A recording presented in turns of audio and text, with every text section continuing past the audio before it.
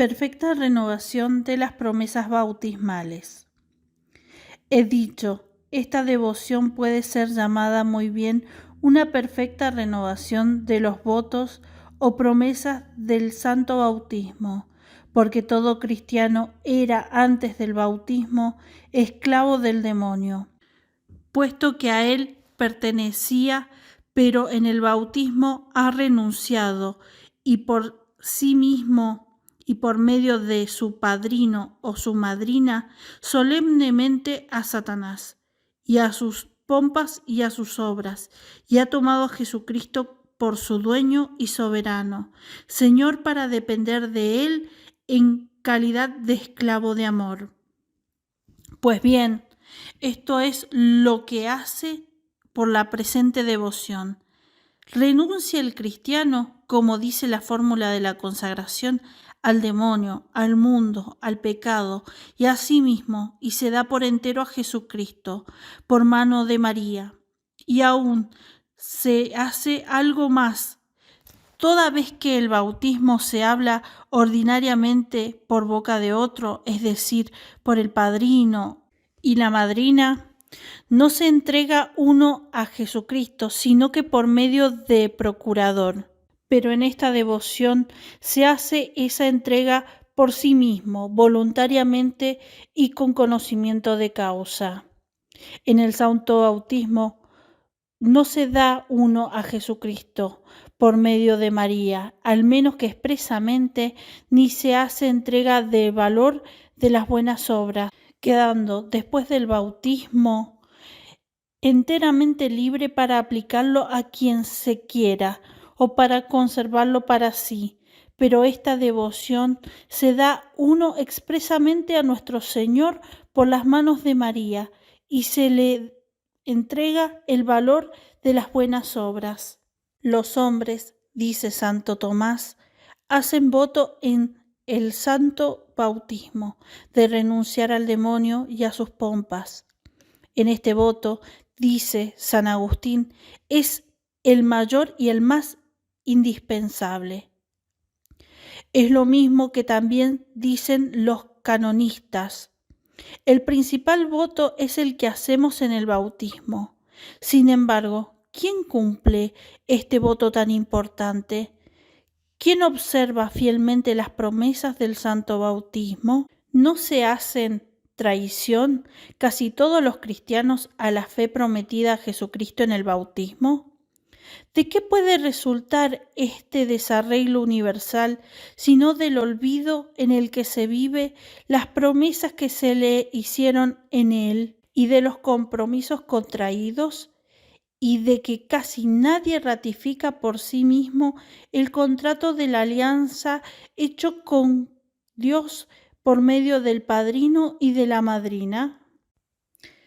Es tan esto verdad que en el concilio de Sens, convocado por orden de Luis el Benigno, Ludovico Pío, para poner remedio a los grandes desórdenes que asolaban el reino de Francia, se creyó que la principal causa de esta corrupción de las costumbres provenían del olvido y de la ignorancia en que se vivía de los compromisos del santo bautismo, y no se encontró mejor remedio de remediar tamaño mal que excitar a los cristianos a renovar las promesas bautismales. El Catecismo del Concilio de Trento, fiel intérprete de este concilio, exhorta a los párrocos a adoptar esta misma práctica y a exhortar frecuentemente a los pueblos a que se consagren a nuestro Señor Jesucristo como esclavos de su Redentor y Señor. He aquí sus palabras. Se convina al párroco a ser fiel a aquella práctica para que sepa que es justísimo para nosotros adherirnos y consagrarnos perpetuamente al servicio total de nuestro Señor y Redentor. Catecismo, Concilio Tridentino, parte 1, capítulo 3 y 4. Sí, pues los concilios, los padres y la experiencia misma nos muestra que el mismo remedio para los desarreglos de los cristianos es hacerse recordar las obligaciones de su bautismo y renovar los votos que en él han hecho. ¿No es razonable que ahora lo hagamos de la misma manera perfecta, consagrándonos enteramente a nuestro Señor por su Santísima Madre? Digo, de una manera perfecta, porque para consagrarnos a Jesucristo debemos servirnos del más perfecto de todos los medios, que es la Santísima Virgen. Respuesta a algunas objeciones. No se puede objetar que esta devoción es nueva o indiferente.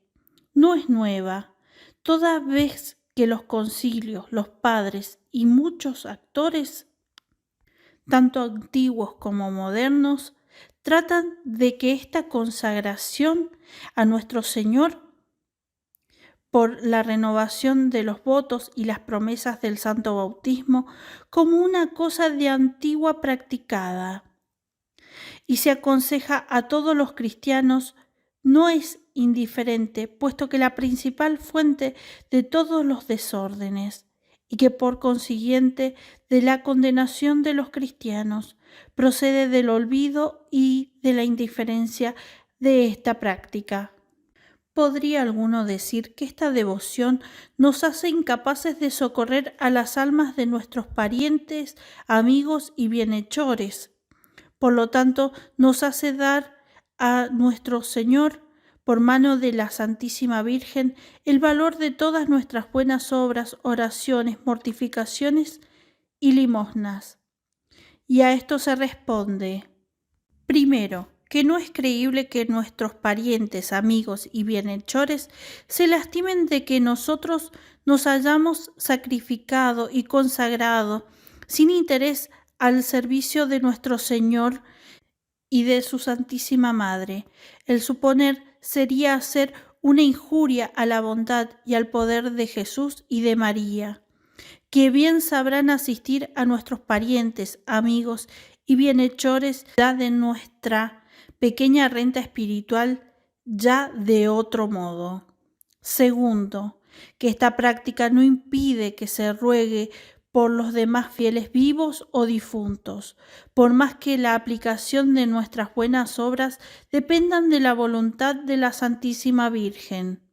Al contrario, esto nos lleva a rogar con más confianza, del mismo modo que una persona rica que hubiese dado su caudal a un gran príncipe, a fin de honrarle más, suplicaría más confiadamente a este príncipe que diese limosna a alguno de sus amigos que se le pidiese, y aún seguiría agradar al príncipe el proporcionarle ocasión de atestiguar su reconocimiento hacia una persona que se ha despojado de todo por el mayor brillo de su soberano y que se ha empobrecido para honrarle. Debe decirse lo mismo de nuestro Señor y de la Santísima Virgen. Jamás se dejarán vencer de nadie, ni en reconocimiento ni en generosidad. Aún se objetará también si doy a la Santísima Virgen todo el valor de mis acciones para aplicarlos a quien ella quiera. ¿Será menester, acaso, que yo sufra por mucho tiempo en el purgatorio? Esta objeción, que procede del amor propio y de la ignorancia de la liberalidad de Dios y de su Santísima Madre, se destruye por sí misma. Un alma ferviente y generosa que toma con más empeño los intereses de Dios que los suyos propios, que da a Dios todo lo que tiene sin reserva hasta donde puede y que no aspira más que al reino de Jesucristo por su Santísima Madre y que por obtenerlo se sacrifica enteramente y en todo. Esta alma generosa, repito, ¿será castigada en el otro mundo por haber sido más liberal y más desinteresada que las demás? Al contrario, precisamente para con esta alma, como veremos a continuación, será nuestro Señor y la Virgen Santísima liberadísimos en este mundo y en el otro, en el orden de la naturaleza, de la gracia y de la gloria. Ahora debemos ver con la mayor brevedad posible los motivos que deben hacernos más recomendable esta devoción, los admirables efectos que produce en las almas fieles y cuáles son las principales prácticas de ella. Capítulo 2. Motivos a favor de esta devoción. Primero, esta devoción nos consagra totalmente al servicio de Dios. Primer motivo que nos muestra la excelencia de esta consagración de sí mismo a Jesucristo por medio de María. Si no es posible concebir empleo más relevante en la tierra que el servicio de Dios, si el menor servidor de Dios es más rico, más poderoso y más noble que todos los reyes y emperadores de la tierra, a menos que éstos sirvan fielmente a Dios. ¿Cuáles no serán las riquezas, el poder y la dignidad del fiel y perfecto cristiano que se sacrifica al servicio de Dios enteramente, sin reserva, en cuanto le es posible? Tal es un fiel y amoroso esclavo de Jesús y de María, que se ha entregado todo entero, sin reservarse nada para sí, por medio de su Santa Madre, al servicio de este Rey de Reyes. Todo el oro de la tierra y las bellezas de los cielos no valen nada en comparación suya. Las demás congregaciones, asociaciones y cofradías erigidas en honor a nuestro Señor y de su Santísima Madre, que tan grandes bienes producen en el cristianismo, no obligan a darlo todo sin reserva. No prescriben a sus asociados para cumplir sus obligaciones, más que ciertas obras y prácticas, dejándoles libres para que todas las demás acciones y para todo el resto de su tiempo. Pero esta devoción hace que el esclavo fiel dé sin reserva a Jesús y a María todos sus pensamientos, obras, acciones y padecimientos de toda la vida. De modo que ya sea que vele o que duerma, ya sea que beba o que coma, o que haga las acciones más grandes o las más pequeñas, siempre se dirá en verdad lo que se hace, aún sin pensar en ello, es para Jesús y para María, en virtud de su ofrenda absoluta, a menos que no se haya expresamente retractado. ¡Qué consuelo! No hay ninguna otra práctica por la que se desprenda uno más fácilmente de este espíritu de amor propio, que se desliza de las mejores acciones imperceptiblemente. Y nuestro buen Jesús concede esta inmensa gracia de recompensar del acto heroico y desinteresado que se ha llevado a efecto, entregándole por medio de su Santísima Madre todo el valor de las buenas obras. Si se da el séptuplo de este mundo a los que por su amor deja los bienes exteriores, temporales y perecederos, ¿qué séptuplo no se dará en el que se le sacrifique también sus bienes interiores y espirituales? Jesús, nuestro gran amigo, se nos ha dado sin reserva en cuerpo y alma, con sus virtudes, gracias y méritos. Se dispuso totalmente para mí, dice San Bernardo. Me ha ganado enteramente, dándose enteramente a mí. ¿No es, pues, acto de justicia y reconocimiento que nosotros le demos todo lo que podamos darle? Él ha sido primeramente liberal con nosotros. Seámoslo nosotros con Él. en justa correspondencia. Jesucristo será para nosotros duramente nuestra vida, en nuestra muerte y por toda la eternidad, más generoso aún. Será generoso con los generosos, dice San Germán. Segundo, esta devoción hace que imitemos el ejemplo de Jesucristo. Segundo motivo, que se nos muestra que es justo a sí mismo y es ventajoso para los cristianos consagrarse por entero a la Santísima Virgen para entregarse así con más perfección a Jesucristo. Este buen Señor no se ha desdeñado de encerrarse en el seno de la Santísima Virgen como esclavo de amor y para vivir sometido y obediente a ella durante 30 años. En esto es en lo que, repito, se pierde el espíritu humano al reflexionar seriamente en la conducta de la sabiduría encarnada, que no se ha querido, por más que se pudiera hacerlo, darse directamente a los hombres, sino que por medio de la Santísima Virgen, que no ha querido venir al mundo en la edad de un hombre perfecto e independiente de otro, sino como débil y pequeño niño, dependiente de los cuidados y de la asistencia de su Santísima Madre.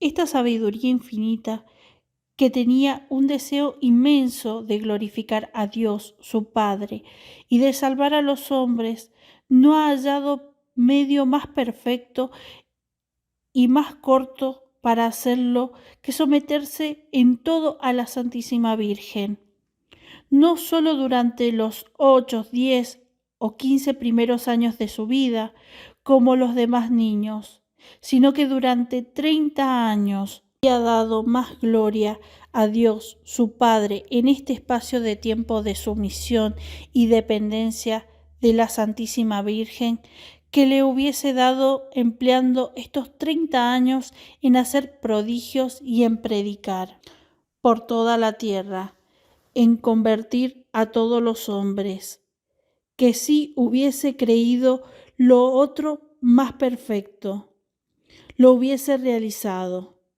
Oh, cuán grandemente se glorifica a Dios sometiéndose a María, a ejemplo de Jesús.